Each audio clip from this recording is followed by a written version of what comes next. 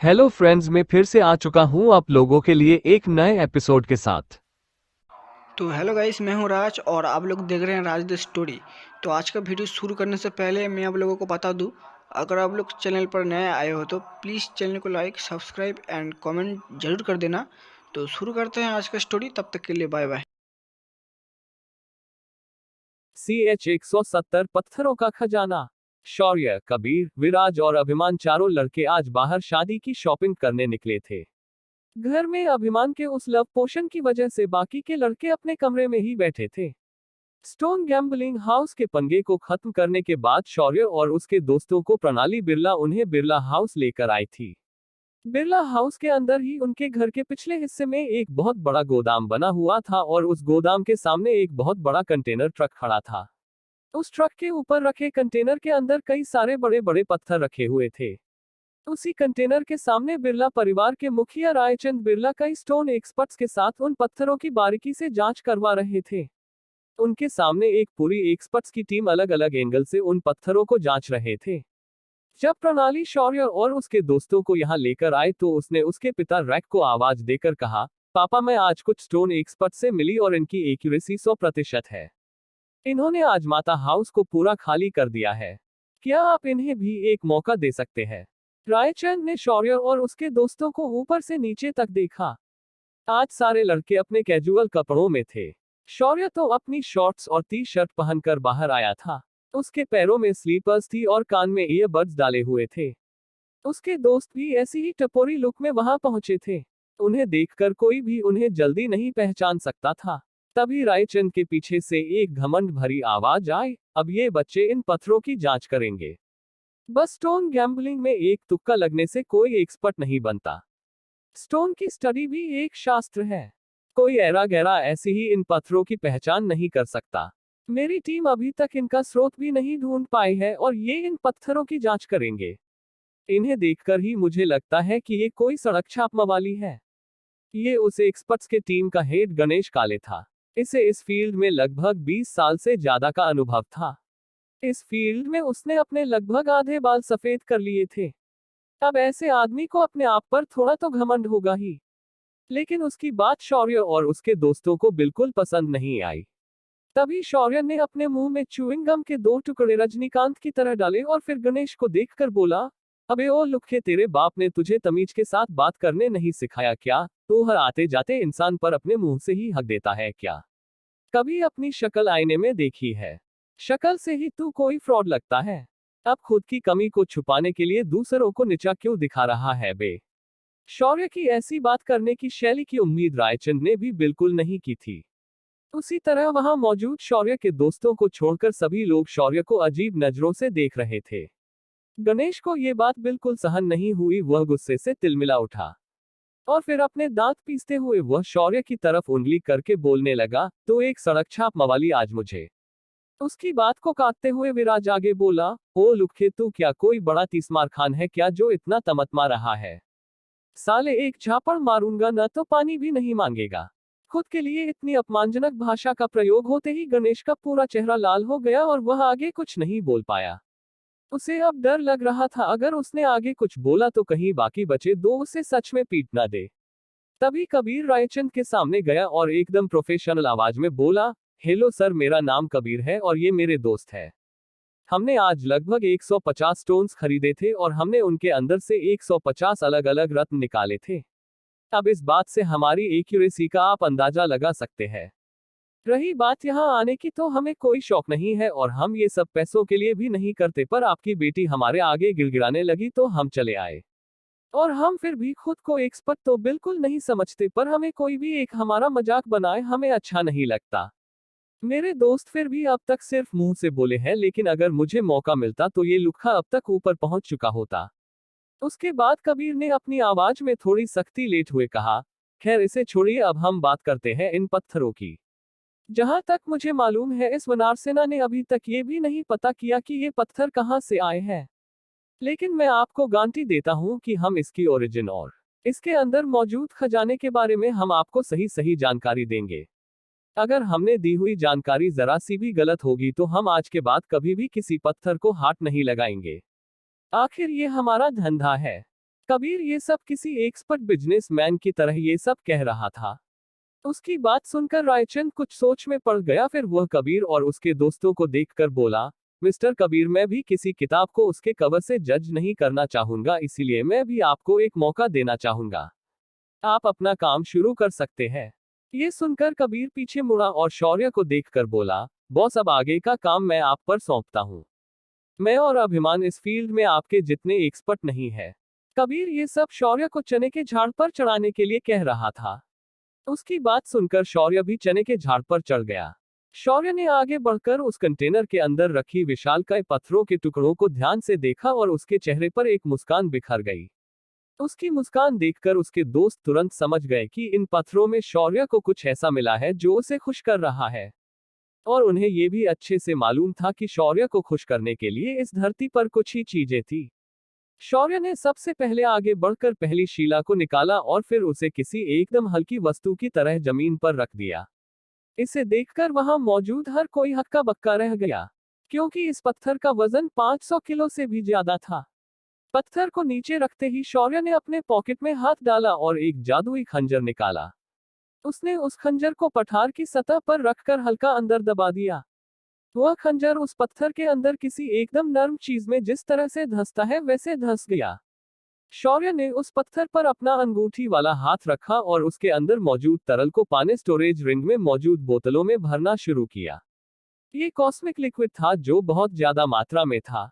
शौर्य ने लगभग 100 बोतल तरल उस पठार के अंदर से निकाला। इसे दूर खड़े रहकर सिर्फ उसके दोस्त देख सकते थे, मगर बाकी लोगों को सिर्फ ये लग रहा था कि शौर्य उस छेद के ऊपर हाथ रखकर उसकी जांच कर रहा था। जब उस पत्थर के अंदर मौजूद सारा तरल खत्म हो गया, शौर्य ने अपने खंजर को उस पठार के बीच से ऊपर की ओर चला दिया। उसके ऐसा करते ही वह पत्थर 2 भागों में बट गया।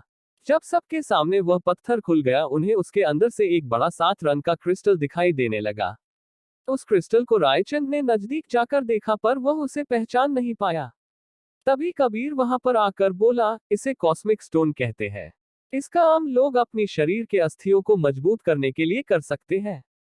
ये हीरे से ज्यादा कठिन होता है और इसे काटना और तराशना आसान नहीं होता। अगर आपके पास इसे काटने के सही औजार ना हो तो आप इसे नहीं काट सकते। कबीर अपनी बात को समझा रहा था, तभी शौर्य ने अपने खंजर को पकड़ा और उस क्रिस्टल को पत्थर के अंदर से अलग करते हुए रायचंद से बोला, मिस्टर रायचंद, आप इसका उपयोग करके गहने बना सकते हो और मैं आपको इसे काट कर तराश कर दे सकता हूं, पर मैं इस बात पर आपसे इन बड़े पत्थरों में से एक पूरा पत्थर लेना चाहूंगा।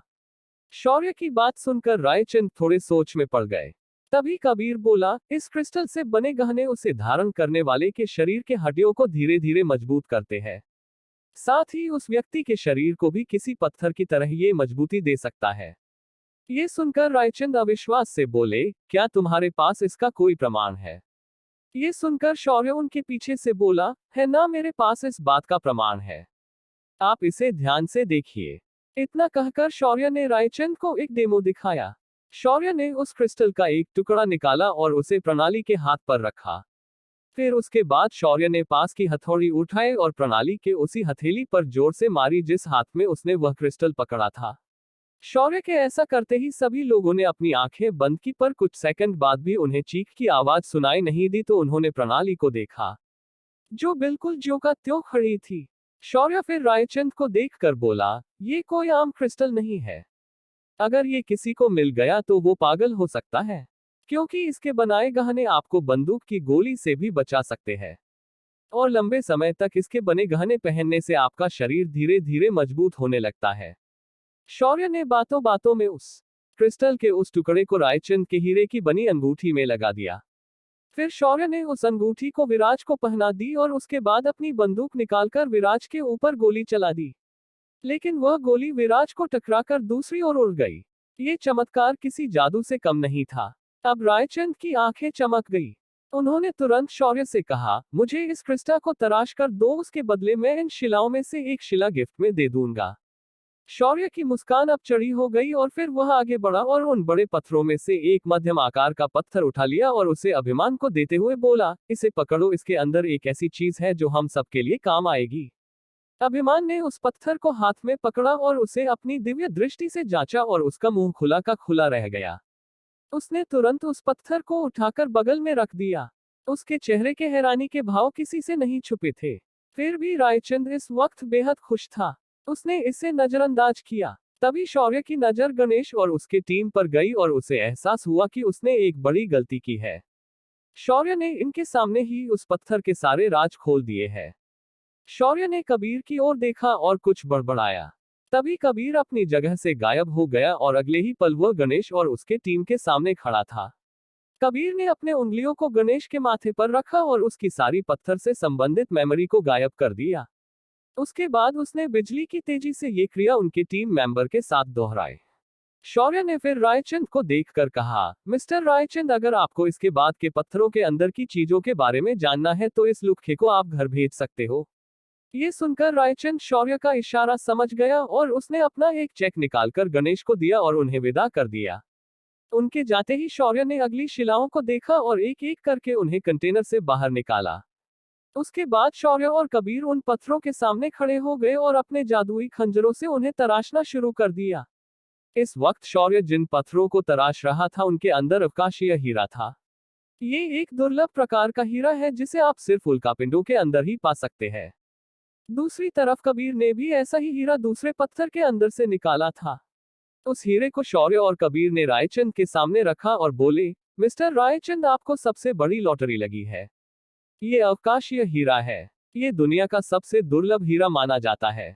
इनकी कीमत बिलियन डॉलर्स में होती है और आपके पास तो ये इतने बड़े पैमाने पर है कि आप बैठे बैठे अपने एक हीरे से एक पूरा देश खरीद सकते हो। इस एक हीरे की कीमत पूरे कनाडा या पूरे यूरोप के कुल जीडीपी से ज्यादा है। ये सुनकर रायचंद को आंखें चमक गई। उन्होंने शौर्य और कबीर दोनों के हाथ कसकर पकड़े और उनको धन्यवाद देने लगे।